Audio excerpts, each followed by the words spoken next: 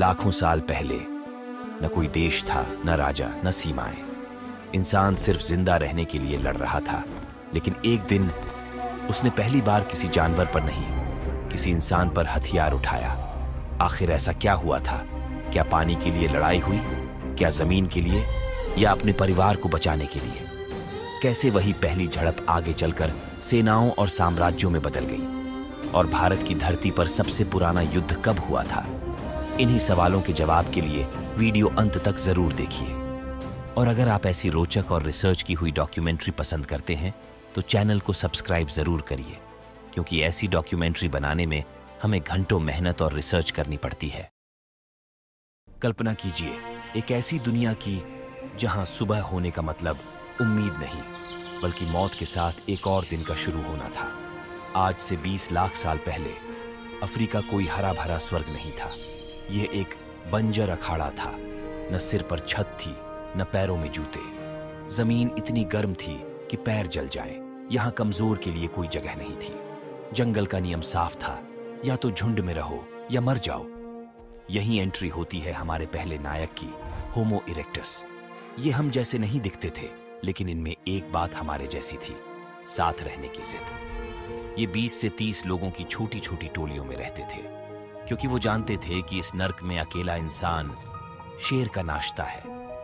लेकिन सिर्फ साथ रहना काफी नहीं था। भूख मिटाने के लिए उन्हें कुछ ऐसा चाहिए था जो कुदरत ने उन्हें नहीं दिया। नुकीले पंजे। इंसान ने पत्थर उठाया, उसे दूसरे पत्थर से मारा। इसे बनाने के लिए उसे 50 से 60 बार सटीक चोट मारनी पड़ती थी, तब जाकर तैयार हुआ एशुलियन हैंड एक्स। यह इतिहास का पहला आविष्कार था। वैज्ञानिकों को जमीन के नीचे ऐसे 15 लाख साल पुराने हथियार मिले हैं। देखने में यह सिर्फ एक पत्थर का टुकड़ा था, लेकिन उस समय के लिए यह आज की AK-47 जैसा था। अब इंसान तैयार था अपने सबसे बड़े शिकार के लिए। जरा इस नजारे को देखिए। एक तरफ 12 फीट लंबे दांतों वाला 6000 किलो का पहाड़ जैसा मैमथ, और दूसरी तरफ सिर्फ 5.5 फीट का इंसान। लेकिन इंसान के पास एक प्लान था। 3-4 आदिमानवों की टोली अलग अलग होकर बंट जाता था, और अचानक हमला किया। चारों तरफ से पत्थर बरसाने लगे। कुछ लोग चिल्लाते हुए आगे बढ़े ताकि मैमथ का ध्यान भटका सके, और जैसे ही मैमथ पलटा, पीछे से सबसे ताकतवर शिकारी ने अपनी पूरी जान लगाकर हैंड एक्स औजार से उसकी टांगों पर मारा। मैमथ गिर गया। इंसान जीत गया। उस दिन उन्होंने सिर्फ मांस नहीं पाया था, उन्होंने अपनी शक्ति पहचान ली थी। उन्होंने साबित कर दिया था, अगर वे एक साथ आ जाएं, तो धरती का सबसे बड़ा जीव भी गिर सकता है। लेकिन उन्हें नहीं पता था कि यही टीम वर्क जल्द ही उनकी सबसे बड़ी बदनसीबी बनने वाला है। फिर कुदरत ने पासा पलट दिया। मौसम बदलने लगा। हवा सूखी हो गई। नदियां पतली धार में बदल गईं। मैमथ झुंड गायब होने लगे। छोटे जानवर भी कम हो गए। फलदार पेड़ सूख गए। संसाधन लगभग 70 से 80% तक गिर चुके थे। अब सवाल यह नहीं था शिकार कैसे करें, अब सवाल था बचेगा कौन। वही 20 लोगों का समूह जो कल तक एक परिवार था, अब हर सुबह खाली पेट जाग रहा था। बुजुर्ग कमजोर पड़ रहे थे, शिकारी खाली हाथ लौट रहे थे। और तभी दूर धूल के पार एक और मानव समूह दिखा। वो भी भूखे थे, वो भी प्यासे थे, वो भी उसी सूखती नदी की ओर बढ़ रहे थे। अब पानी सिर्फ एक समूह के लिए बचा था। यहीं से भाईचारे का अंत हुआ। भूखे पेट ने दिमाग से सोचने की ताकत छीन ली। बातचीत की कोई लैंग्वेज विकसित नहीं हुई थी। विश्वास की कोई व्यवस्था नहीं थी। सिर्फ एक नियम था, जो मजबूत है वही बचेगा। वही पत्थर का हथियार जिसे मैमथ की मोटी चमड़ी काटने के लिए बनाया गया था। आज पहली बार 2 इंसानी गुट आमने सामने खड़े थे। दोनों के हाथ में वही पत्थर के भाले जो एक इंसान के सिर पर गिरा। यह इतिहास का पहला मर्डर था।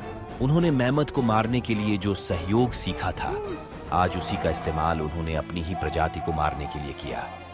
यह कोई महायुद्ध नहीं था, बस जिंदा रहने की एक गंदी और खूनी झड़प थी। लेकिन यह लड़ाई तो अपनों के बीच थी। दोनों की ताकत बराबर थी। दोनों के हथियार एक जैसे थे। लेकिन दोस्तों, असली युद्ध तो अब आने वाला था, जब उनके सामने खड़ा होने वाला था कोई दूसरा मानव समूह नहीं, बल्कि एक अलग प्रजाति। एक ऐसी प्रजाति जिसका शरीर उनसे अधिक चौड़ा था, जिसकी हड्डियां अधिक मजबूत थीं, और जिसका मस्तिष्क उनसे लगभग 20% बड़ा था।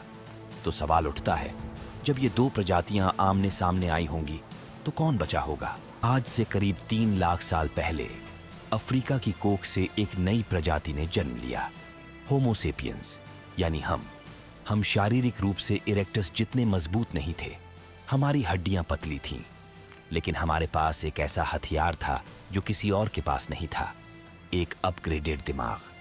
हम सिर्फ इशारों में बात नहीं करते थे।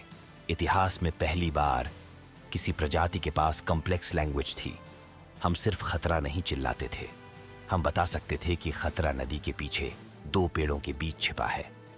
यही कम्युनिकेशन हमारा सबसे बड़ा हथियार बना। हम 10 नहीं बल्कि 100 अजनबियों के साथ मिलकर एक सेना बना सकते थे।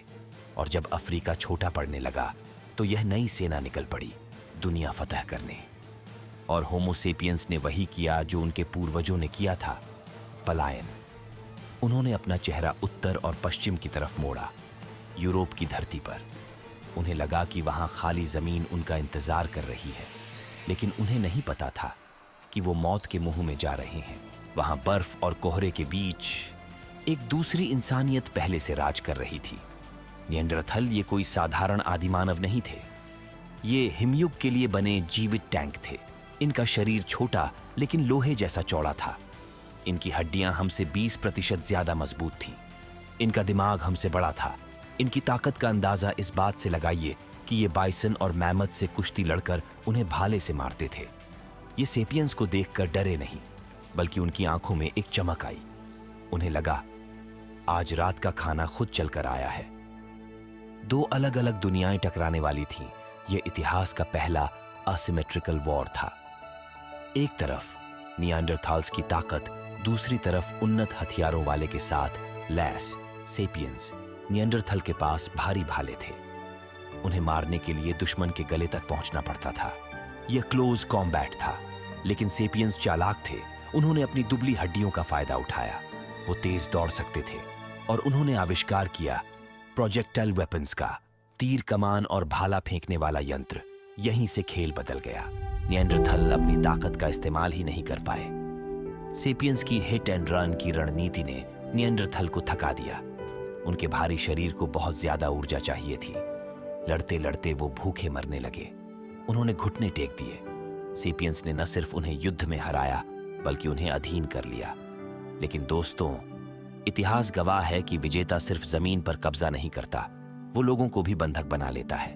युद्ध के मैदान में खून बहा, लेकिन गुफाओं के अंदर कुछ और ही खिचड़ी पक रही थी, इंटरब्रीडिंग। कई जगहों पर सेपियंस पुरुषों ने निएंडरथल महिलाओं को अपना साथी बना लिया। 2 अलग अलग प्रजातियां एक हो रही थीं। यही वजह है कि आज भी यूरोप और एशिया के हम जैसे आधुनिक इंसानों के डीएनए में 1% से 2% निएंडरथल जीन जिंदा हैं। लेकिन इस शादी और मेल मिलाप के साथ सेपियंस अपने साथ एक ऐसा हथियार लाए थे जो दिखाई नहीं देता था। नए वायरस और बीमारियां। सेपियंस का शरीर जिन बीमारियों से लड़ना सीख चुका था, निएंडरथल का शरीर उनके लिए तैयार नहीं था। निएंडरथल अंदर से खोखले होने लगे। उनकी आबादी गिरने लगी और धीरे धीरे यूरोप के जंगलों से उनकी आवाजें हमेशा के लिए खामोश हो गईं। मैदान साफ था, प्रतिद्वंदी खत्म हो चुका था। अब पूरी दुनिया पर सिर्फ एक ही प्रजाति का राज्य था, होमो सेपियंस, यानी हम। हमें लगा हम विश्व विजेता हैं। हमें लगा अब हमें कोई नहीं रोक सकता। लेकिन हमें क्या पता था कि हमारी यह जीत बहुत छोटी होने वाली है। हमने दुश्मनों को तो हरा दिया था, लेकिन अब कुदरत हमसे हिसाब बराबर करने वाली थी। आखिर वह प्रकृति का क्या प्रकोप था जिससे युद्ध अब संगठित रूप में बदलने वाला था। आज से करीब 20,000 साल पहले कुदरत ने अपना सबसे ठंडा जाल फेंका। लास्ट आइस एज तापमान गिरा और दुनिया फ्रीजर बन गई। जो घटियां कल तक फलों और जानवरों से भरी थीं, वो अब सफेद रेगिस्तान थीं। रिसोर्सेज कम नहीं हुए, वो गायब हो गए। भूख सिर्फ पेट को नहीं जलाती, वो दिमाग की वायरिंग बदल देती है। जब संसाधन कम होते हैं तो इंसान का दिमाग शांति नहीं, सॉल्यूशन खोजता है। और यहीं से इंसान के ब्रेन के अंदर एक नया और खतरनाक इवोल्यूशन शुरू हुआ। जैसे कि आदिमानव की दिमाग का प्रीफ्रंटल कॉर्टेक्स जो भविष्य की प्लानिंग करता है, उन्होंने जब इस विकट स्थिति को देखा जहां भोजन मिलना बंद हो गया था, तो उनके दिमाग के वह प्रीफ्रंटल कॉर्टेक्स हिस्सा सोचा कि जंगल में संसाधन सीमित हो रहा है। अगर मैं कब्जा नहीं किया तो कोई और ले जाएगा और फिर मेरा परिवार मरेगा। यहीं से सोच बदलती है और इसी समय शरीर में एक और प्रक्रिया चल रही थी। खून में एक रसायन बहता है, ऑक्सीटोसिन। ये वही रसायन है जो हमें अपने बच्चों से जोड़ता है, अपने कबीले से प्रेम करवाता है, एक दूसरे के लिए मरने को तैयार करता है। लेकिन इसका एक दूसरा चेहरा भी है। जितना यह अपने लोगों के लिए प्यार बढ़ाता है, उतना ही बाहर वालों के लिए दूरी और शक भी बढ़ाता है। दिमाग दुनिया को बांट देता है। लोग, यह ह्यूमन एवोल्यूशन का सीधा प्रभाव यूरोप की एक जमी हुई घाटी में रह रहे दो समूह पर पड़ रहा था।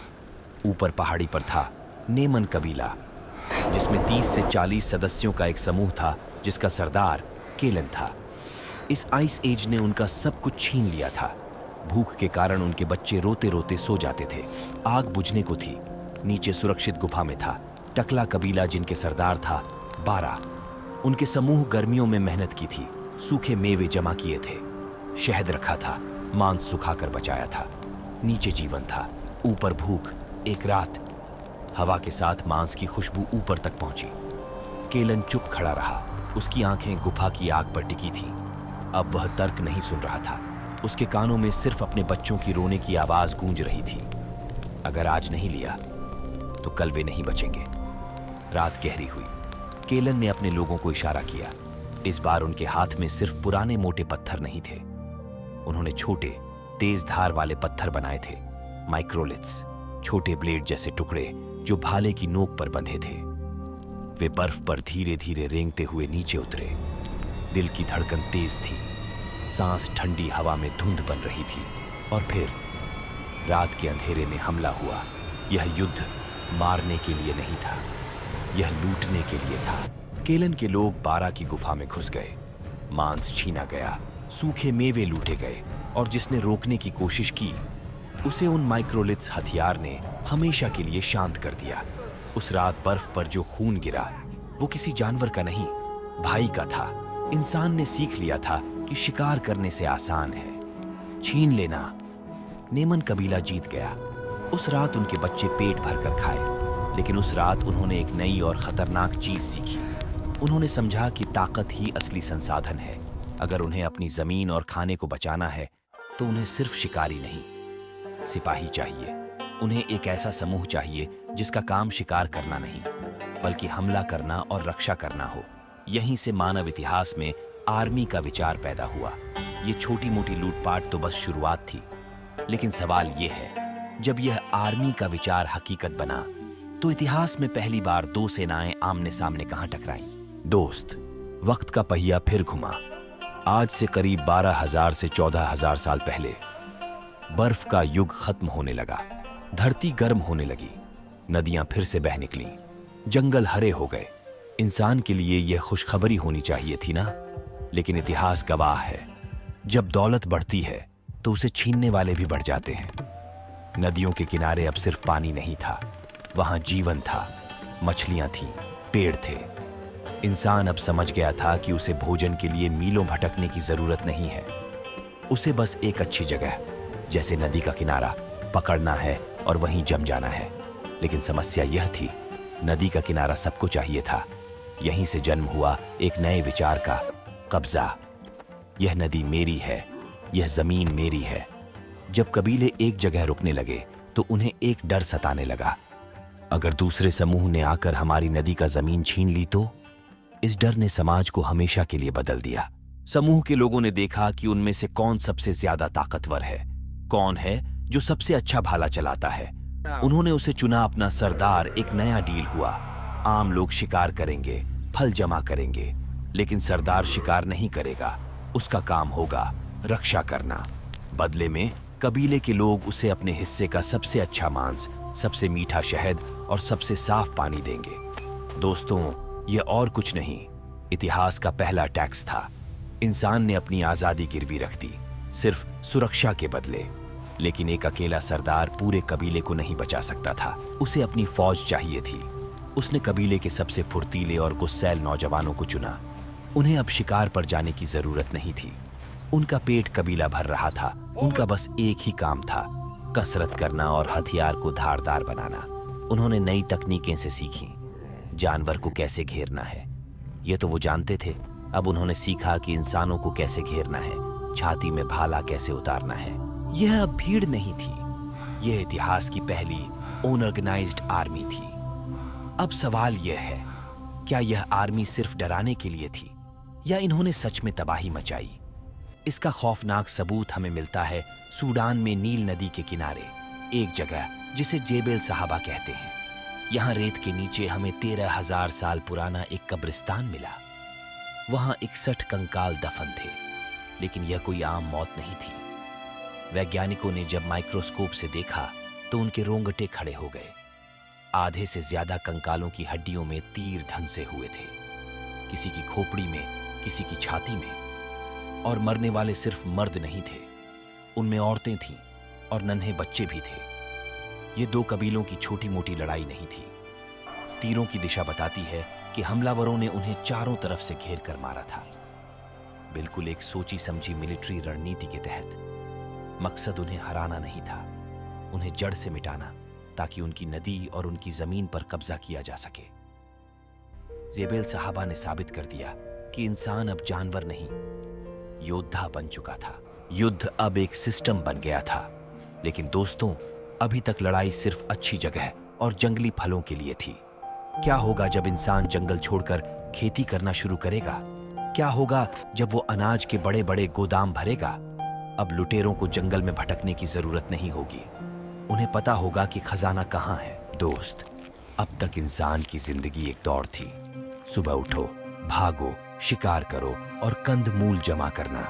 लेकिन आज से करीब 10,000 साल पहले इंसान के दिमाग में एक ऐसा विचार आया जिसने पूरी दुनिया को हमेशा के लिए बदल दिया। उसने सोचा, मैं खाने के पीछे क्यों भाग रहा हूं, क्यों न खाने को जमीन से उपजाऊं। यही वो पल था जब इंसान ने अपना भाला नीचे रखा और जमीन में एक बीज बोया। उसने जंगल की उस जंगली घास को अपनाया जिसे आज हम गेहूं और जौ कहते हैं। यह था नियोलिथिक रेवोल्यूशन। लेकिन सच कहूं, कोई क्रांति नहीं थी, ये एक सुनहरा पिंजरा था। क्यों? क्योंकि जब आप शिकारी थे तो आप आजाद थे। खतरा महसूस होते ही आप दूसरी जगह भाग सकते थे।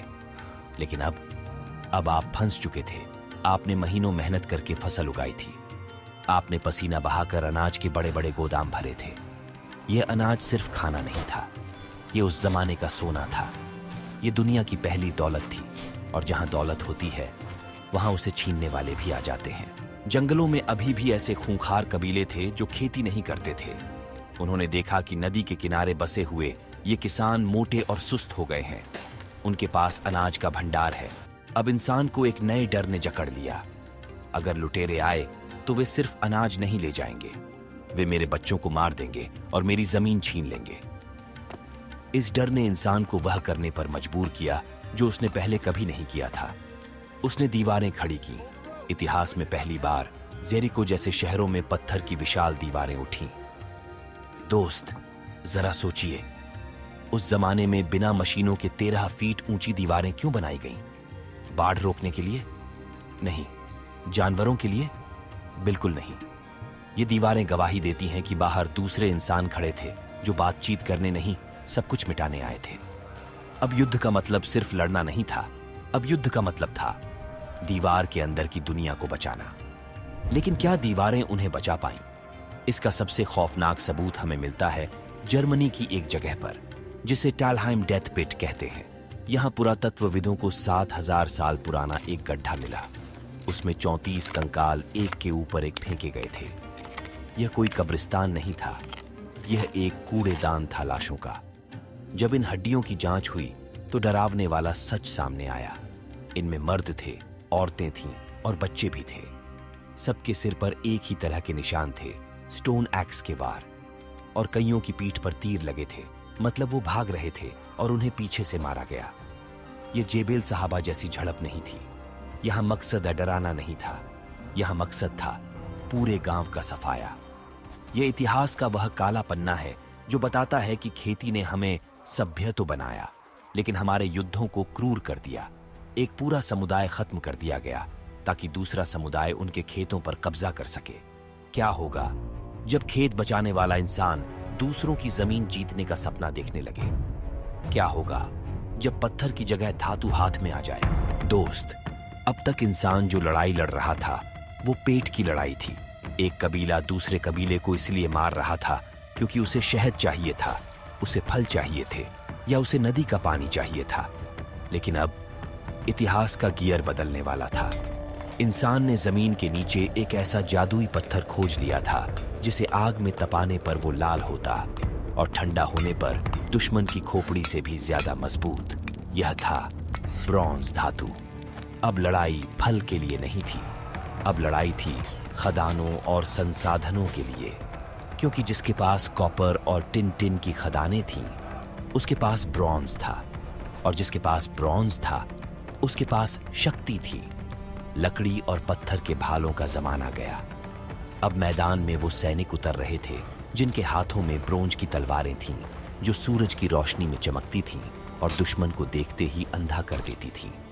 उनके सिर पर तांबे के हेलमेट थे जिन पर पत्थर के वॉर का कोई असर नहीं होता था।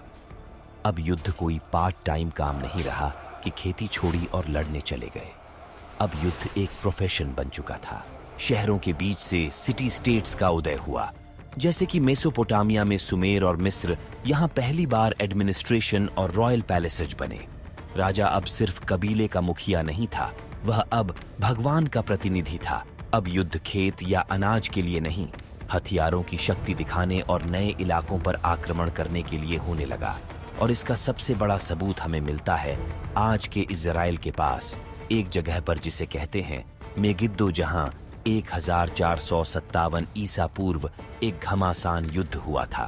यह इतिहास का पहला युद्ध है जिसका लिखित रिकॉर्ड मौजूद है। जरा उस समय के यह युद्ध के मैदान को देखिए। एक तरफ था प्राचीन मिस्र का बाहुबली राजा थुतमोस III, दूसरी तरफ थे कनान, आज का इजराइल, सीरिया और लेबनान के कई राजाओं का गठबंधन। यह उस जमाने का वर्ल्ड वॉर था। मिस्र को अपनी पावर दिखानी थी और इन राजाओं को हराना था, लेकिन बीच में एक मुसीबत थी, संकरा पहाड़। दुश्मन की विशाल सेना को यकीन था कि थुतमोस सीधे और चौड़े रास्ते से आएगा, लेकिन थुतमोस ने वो किया जो एक चालाक सेनापति करता है। उसने अपनी सेना को एक ऐसे नैरो पासेस से निकाला जो यह एक बेहद संकरा रास्ता था, जहां एक बार में सिर्फ एक घोड़ा निकल सकता था। रिस्क बहुत बड़ा था। अगर दुश्मन को पता चल जाता तो मिस्र की सेना वहीं खत्म हो जाती। लेकिन सरप्राइज, अगली सुबह जब कनान के राजाओं ने अपनी आंखें खोलीं तो उनके होश उड़ गए। मिस्र की सेना उनके सामने नहीं बल्कि उनके ठीक पीछे खड़ी थी। और फिर थुतमोस ने अपना सबसे खतरनाक हथियार निकाला, 1000 युद्ध रथ। ये उस जमाने का टैंक या फाइटर जेट समझ लीजिए। जैसे बाहुबली 2 में भलाल देव तेज रफ्तार रथों को दुश्मन की सेना में चीरते हुए देखा। रथों के पहियों से उड़ी धूल ने युद्ध मैदान को ढक लिया। इन रथों पर सवार तीरंदाजों ने बाणों की बारिश कर दी और मिस्र के सैनिकों के हाथ में थी कोपेश दरांती जैसी मुड़ी हुई तलवार। मिस्र का सैनिक इसे दुश्मन की ढाल में फंसाता, जोर से खींचता और ढाल हटते ही खेल खत्म। दुश्मन की सेना में भगदड़ मच गई। राजा अपने सोने के रथ, अपने कपड़े और अपने तंबू छोड़कर मेगिद्दो शहर की दीवारों के पीछे भाग खड़े हुए। मैदान साफ था, मिस्र जीत चुका था। उस दिन दुनिया ने देख लिया कि अब युद्ध भीड़ से नहीं बल्कि स्ट्रैटेजी और टेक्नोलॉजी से जीता जाता है। दोस्त, ये युद्ध तो केवल टेलर था। जरा सोचिए कैसे एथेंस के मुट्ठी भर आम नागरिकों ने पर्शिया की उस विशाल सेना को धूल चटा दी जिसे दुनिया का कोई राजा नहीं रोक पाया था। दोस्तों, 1200 ईसा पूर्व के आसपास आते आते दुनिया की सिनेरियो बदल गई। अब राजा महलों की बालकनी से खड़ा होकर जब अपनी सीमा देखता था तो उसे पेट की चिंता नहीं थी। उसके दिमाग में एक नई और खतरनाक हवस जाग चुकी थी, अपने राज्य का एक्सपेंशन। उसने देखा कि अगर वो पड़ोसी राज्य को हराएगा तो उसे सिर्फ जमीन नहीं मिलेगी, उसे मिलेंगे हजारों नए लोग और वो लोग उसे देंगे टैक्स, और उस पैसे से वो बनाएगा दुनिया की सबसे बड़ी सेना। युद्ध अब जरूरत नहीं, पॉलिटिक्स बन चुका था। इस नई विस्तार नीति का सबसे भयानक रूप हमें देखने को मिला आज के इराक में। यह थी असीरियन एम्पायर, अपने समय के सबसे खूंखार साम्राज्य। इन्होंने दुनिया को एक नया पाठ पढ़ाया। असीरियन जानते थे कि हजारों लोगों को मारना मुश्किल है, लेकिन करोड़ों लोगों को डराना आसान है। उन्होंने साइकोलॉजिकल वॉरफेयर की शुरुआत की। उस साम्राज्य के राजा का कहना था कि दुश्मन को सिर्फ हराओ मत, उसे इतना डरा दो कि उसकी आने वाली 7 पुश्तें भी तलवार उठाने से कांपे। इनका युद्ध करने का तरीका सचमुच उस समय के सबसे अजीब थे। यह राजा जब किसी के राज्य पर हमला करना होता था तो वह सबसे पहले शहर को असीरियन सेना उसे घेर लेती, फिर सप्लाई लाइन काटी जाती ताकि उस दुश्मन राज्य में बाहर से पानी और अनाज नहीं लाया जाए। भूख से शहर कमजोर हो जाता। फिर आते थे उनके विशाल घेराबंदी यंत्र, लकड़ी के चलित टावर और लोहे की नोक वाले भारी बैटिंग रैम्स, जिसके द्वारा दीवारें को तोड़ा जाता और दरवाजे को गिराया जाता और फिर शुरू होता पूर्ण सफाया। लेकिन असली हथियार तलवार नहीं था, डर था। वे जीत के बाद ऐसी क्रूरता दिखाते कि उसकी खबर अगली सीमा तक पहुंच जाए। लेकिन दोस्तों, क्या हर युद्ध सिर्फ राजा के लालच के लिए था? नहीं। इतिहास में एक ऐसा मोड़ भी आया जहां इंसान ने राजा के लिए नहीं बल्कि अपनी पहचान के लिए तलवार उठाई। चलिए चलते ग्रीस देश। साल था 490 ईसा पूर्व। जगह था मैराथन का मैदान। जरा उस मंजर की कल्पना कीजिए। समुद्र का पानी दिखाई नहीं दे रहा था क्योंकि वहां पेर्शिया के 600 जंगी जहाज खड़े थे। उन जहाजों से उतर रही थी 25,000 से ज्यादा सैनिकों की विशाल सेना। उनका मकसद साफ था, एथेंस को जलाना और लोगों को गुलाम बनाना। एथेंस आज के ग्रीस देश में स्थित एक प्राचीन शहर राज्य, एजियन सागर के किनारे बसा हुआ। और उन्हें रोकने के लिए कौन खड़ा था? सिर्फ 10,000 एथेंस के नागरिक। इनमें कोई पेशेवर सैनिक नहीं था, कोई किसान था, कोई कुम्हार था, कोई कवि था। गणित के हिसाब से एथेंस को हार मान लेनी चाहिए थी, लेकिन यहां फर्क जज्बे का था। फारस का सैनिक लड़ रहा था क्योंकि उसे तनख्वाह मिल रही थी या उसे अपने राजा के कोड़े का डर था। लेकिन एथेंस का नागरिक कह रहा था, मैं किसी राजा का नौकर नहीं हूं, ये मेरा शहर है। अगर मैं हारा तो मेरे बच्चे गुलाम बनेंगे, मेरी औरतों की इज्जत जाएगी। और फिर उन्होंने वो किया जो इतिहास में किसी ने नहीं किया था। फारस के तीरंदाज दुनिया में सबसे बेहतरीन थे। वो दूर से ही दुश्मन को खत्म कर देते थे। उनसे बचने के लिए एथेंस के इन आम नागरिक सैनिकों ने एक गजब की युद्ध तकनीक अपनाई। एथेंस के सैनिक कंधे से कंधा मिलाकर खड़े हो गए। हर सैनिक की बड़ी गोल ढाल उसके बाएं साथी को भी ढक रही थी। सैकड़ों ढालें जुड़कर एक सीधी दीवार बन गई। आगे निकले लंबे भाले एक साथ। इसे कहते थे फालैक्स फॉर्मेशन, जहां कोई अकेला नहीं लड़ता था, पूरा समूह एक शरीर बनकर आगे बढ़ता था। फारसी सैनिक हल्के कवच में थे, दूरी से तीर चलाने में माहिर। लेकिन जब यह ढालों की दीवार उन पर टूटी तो उनकी पंक्तियां बिखर गईं। 6,000 फारसी मारे गए, एथेंस के सिर्फ 192। फारस की विशाल सेना अपनी जान बचाकर जहाजों की तरफ भागी। यहीं से कबीलाई सोच खत्म हुई और देशभक्ति का जन्म हुआ। इंसान ने सीख लिया कि जब वो अपनी जमीन को मातृभूमि मानता है तो एक साधारण किसान भी दुनिया की सबसे बड़ी सल्तनत को धूल चटा सकता है। जब एथेंस के मुट्ठी भर सैनिकों ने विशाल पर्शिया सेना को युद्ध के मैदान में धूल चटा दिया तो क्या उस समय भारत शांत बैठा था? क्या हमारी सप्त सिंधु की धरती पर केवल यज्ञ ही जल रहा था? सबसे पहले चलते हैं 4,500 साल पीछे, इंडस वैली सिविलाइजेशन में। हमें बताया गया कि ये लोग व्यापारी थे, योद्धा नहीं, क्योंकि हमें वहां कोई बड़ी तलवारें या भयानक हथियार नहीं मिले। लेकिन दोस्तों, जरा उनकी दीवारों को देखिए। यदि अपने मेरे हालिया इंडस वैली वाले वीडियो देखा होगा तो जानते होंगे कि हड़प्पा और मोहनजोदड़ो के शहर 2 हिस्सों में बंटे थे, एक आम लोगों के लिए और एक ऊंचा हिस्सा दुर्ग। और इस दुर्ग के चारों तरफ मोटी और ऊंची दीवारें थीं। सवाल यह है, अगर कोई दुश्मन नहीं था तो दीवारें किसके लिए? ये दीवारें गवाही देती हैं कि उस समय भी डर मौजूद था। हो सकता है बाहर के लुटेरे हों या आपस के संघर्ष। लेकिन फिर समय बदला। हड़प्पा की ईंटें ढह गईं और समय 1500 ईसा पूर्व के मैदान में आए आर्य। इस समय युद्ध गायों और चरागाहों के लिए था और ऋग्वेद में युद्ध का नाम गविष्टि उल्लेख होता है, यानी गायों के लिए लड़ाई। लेकिन यह सिर्फ छोटी मोटी लड़ाई नहीं थी। रावी नदी के किनारे दुनिया का एक महायुद्ध लड़ा गया जिसे ऋग्वेद में दशराजन युद्ध कहते हैं। एक तरफ राजा सुदाश और दूसरी तरफ 10 राजाओं का गठबंधन। राजा सुदाश ने अपनी रणनीति और इंद्र देवता के आशीर्वाद से उन 10 को हरा दिया। समय का पहिया घूमा और हम पहुंचते हैं 600 ईसा पूर्व में। अब कबीले खत्म हो चुके थे, अब बन चुके थे महाजनपद गांधार, कुरु, पांचाल, कोसल। लेकिन इन सब में एक राज्य ऐसा था जिसकी नजरें सिर्फ जमीन पर नहीं, पूरे भारत पर थीं। आज का बिहार, तब का मगध। यहां एंट्री होती है एक विजनरी राजा की, बिंबिसार। बिंबिसार ने समझा कि कबीले की सेना से काम नहीं चलेगा।